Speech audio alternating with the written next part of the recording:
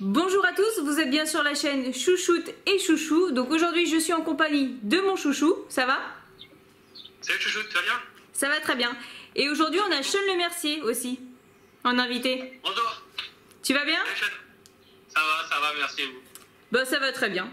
Alors pour te présenter, tu fais de la cuisine sur YouTube en langue des signes avec bien sûr voix off et sous-titres au nom de Jackie Signe. Jackie Signe Cuisine, c'est ça, oui. Donc c'est bien parce que tu fais vraiment des vidéos qui sont accessibles à tous. Et pourquoi tu t'es pas contenté seulement de faire juste des sous-titres ou alors juste la langue des signes? L'un ou l'autre. Pourquoi pas. Aujourd'hui, nous par exemple en tant qu'entendants, on oralise, on parle en français. On va regarder une vidéo sur YouTube en français dans notre langue. Ça va nous intéresser. Oui. Si cette vidéo devient en anglais, on va avoir les sous-titres. Sauf qu'est-ce qu'on va oublier principalement, c'est l'image. On va regarder les sous-titres, se focaliser sur les sous-titres et oublier ce qui est le plus important, l'image. C'est vrai. Les sources, c'est pareil. L'importance pour eux, c'est le visuel, c'est les images. S'ils se focalisent sur des sous-titres et parfois, il y a un peu d'incompréhension, etc., ils vont en oublier l'image et ça, c'est super important. Donc, moi, je dis pourquoi pas, si chacun peut regarder des vidéos dans sa langue, pourquoi pas les sources, tout simplement. C'est vrai. Il faut faire des études, il faut prendre des cours, parce que je suppose que c'est très compliqué. Moi dans mes clients, j'ai un monsieur qui est surélevé depuis très longtemps. Il arrive à sortir des sons parce qu'il s'est beaucoup entraîné, il a fait beaucoup d'écoles. Donc on arrive à le comprendre et je dois dire, il a une faculté pour lire sur les lèvres, c'est impressionnant. Donc du coup là, comme il produit des sons, c'est pas sourd-muet. Parce que du coup, on a la surdité qui est au niveau de l'oreille et la mutité au niveau de la gorge. Ce sont deux choses complètement différentes. Donc là, dans ce cas-là, on dit sourd. D'accord. La mutité, c'est différent. Et t'as pris des cours, je suppose que... Voilà, alors, j'ai commencé la langue des signes quand je suis arrivé au lycée. En seconde, en fait, j'ai pris aucun cours, j'ai juste rencontré une fille, en fait, qui était sourde. C'est la première fois que je voyais ça, moi, une personne qui parlait avec ses mains, je ne le connaissais pas. Et je suis allé vers elle, tout simplement, parce qu'elle était mignonne au début, faut le dire. Et je lui ai dit, tiens, demain, je viens avec une phrase en langue des signes. Et je suis arrivé le lendemain avec une phrase en langue des signes. Par la communication, en fait, en 3 ans, j'ai obtenu un bon niveau. Et la copine ou... Et une copine? Et pas directement, non. Pour une amie, quoi. Pas celle-ci. Elle m'a invité à une soirée sourde, un café film, ça s'appelle. C'est un bar, en fait, où plein de sourds se rejoignent pour discuter. En fait, c'est par ville, par grande ville, souvent. Et là, j'ai rencontré une fille avec qui j'ai vécu pendant 2 ans. Donc pareil, pendant 2 ans, ma langue première, c'était la langue des signes. Je sais que comme tu me disais, les régions et les pays, c'est vrai que la langue est différente. Ça change beaucoup ou c'est vraiment c'est léger? Alors, en France, au niveau régional, ça ne change pas beaucoup. Il y a quelques différences au niveau des jours de la semaine, lundi, mardi, mercredi, jeudi, vendredi, samedi, dimanche.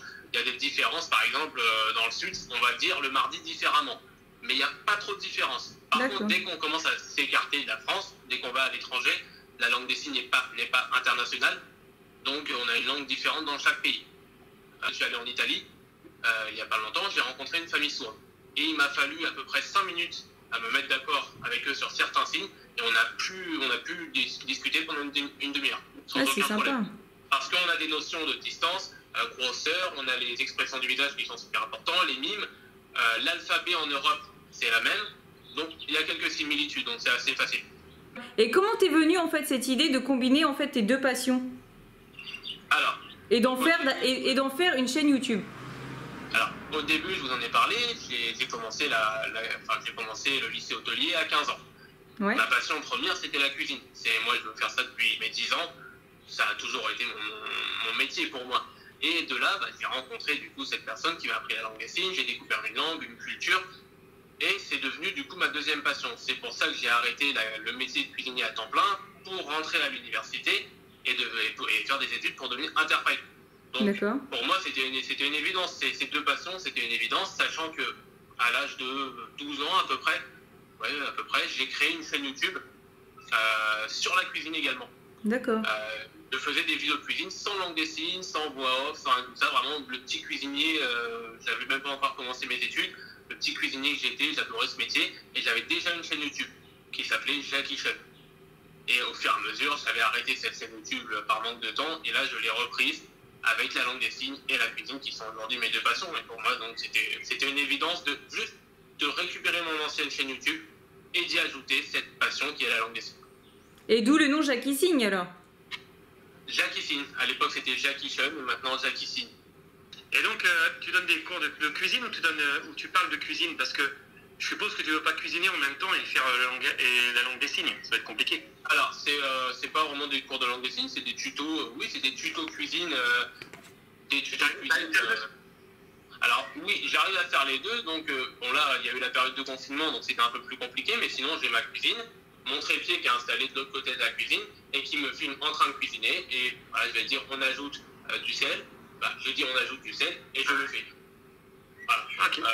On fait cuire les pommes de terre, et ben, je le fais.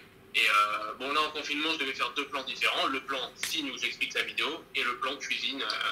C'est pas le même. Tu fais des vidéos toutes les semaines? C'est une vidéo par semaine? C'est une par semaine. Après les créneaux horaires, ça dépend.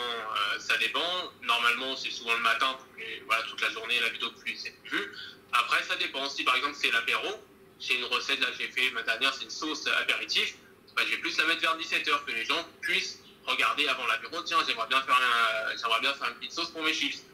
Et tu as beaucoup d'abonnés sur YouTube, non? Alors, je dois être à 1500... Ouais, 1500, 1600, je sais plus. Pas mal. Ça a monté très vite, là, il n'y a pas longtemps, parce que ça doit faire 2 mois que j'ai créé, 2 mois et demi que j'ai créé la chaîne YouTube. Bah, puis là, avec le confinement, je te dis que les gens, ils se sont mis à la cuisine. Ouais. Oui, il y a eu beaucoup de recettes qui ont été refaites, là. Avant le confinement, c'est vrai que les gens regardaient les vidéos, mais ne les reproduisaient pas forcément. Est-ce que tu as d'autres passions autres que celle-ci?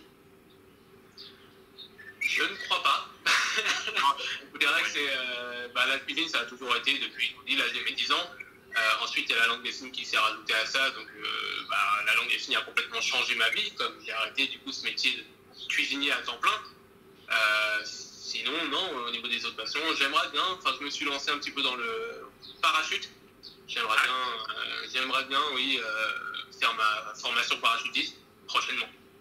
C'était prévu déjà il y a 1 an, mais bon, ça a été retardé. Mais le parachute... Et là, en ce moment, ton métier est plus lié à la langue des signes ou à la cuisine? Aucun des deux. D'accord.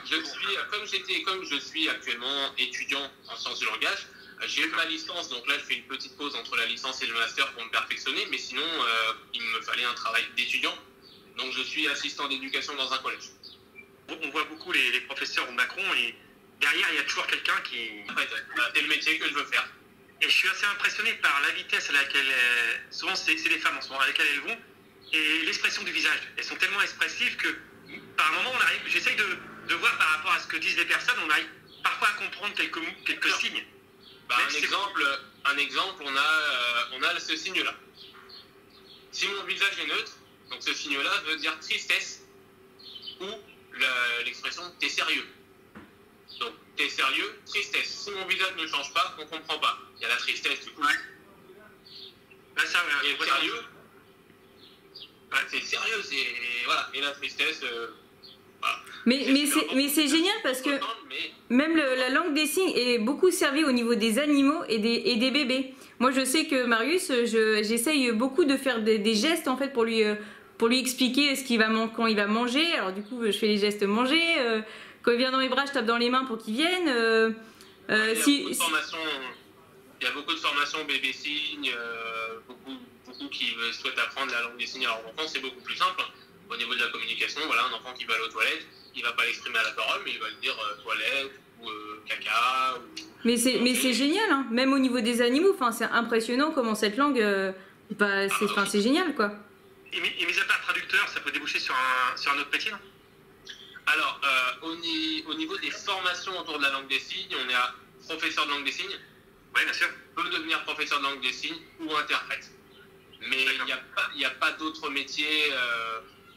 à part le milieu associatif. Donc c'est assez restreint quand même. Après, le métier d'interprète, on peut travailler partout.